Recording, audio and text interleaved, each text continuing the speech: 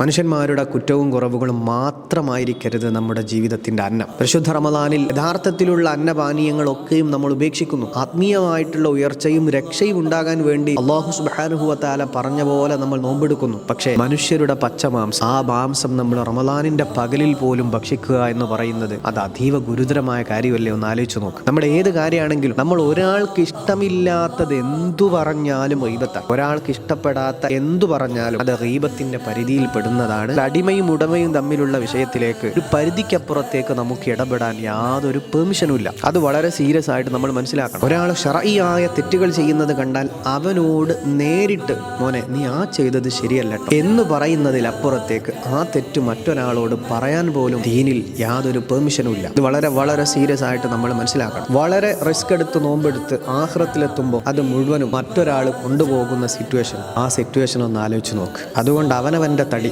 അൻഫുസക്കും വഅഹ്ലീകും നാറ. നിങ്ങൾ നിങ്ങളുടെ കാര്യവും നിങ്ങളുടെ ഭാര്യ സന്താനങ്ങളുടെ കാര്യവും നോക്കിയാൽ മതി എന്നാണ് അല്ലാഹ് പറയുന്നത്. നാട്ടുകാരുടെ മുഴുവൻ കാര്യം നോക്കാൻ നമ്മൾ ആരും ഏൽപ്പിച്ചിട്ടില്ല. അയൽവാസിന്റെ കാര്യം നോക്കാൻ, അവന്റെ തെറ്റും കുറ്റങ്ങളിലേക്കും നോക്കാൻ, അവനെ സംബന്ധിച്ച് നാട്ടുകാരോട് ഉണർത്താൻ നമ്മളെ ആരും ഏൽപ്പിച്ചിട്ടില്ല. സതുപദേശം നടത്താം, നേരിട്ട് പറയാം. അതല്ലാതെ മനുഷ്യന്മാരുടെ കുറ്റം കുറവ് ഇങ്ങനെ നോക്കി നടന്ന് അത് പാട്ടുപാടി നടക്കുന്നത് അതീവ ഗുരുതരമായ പാപമാണ്. മനസ്സിലാക്കുക.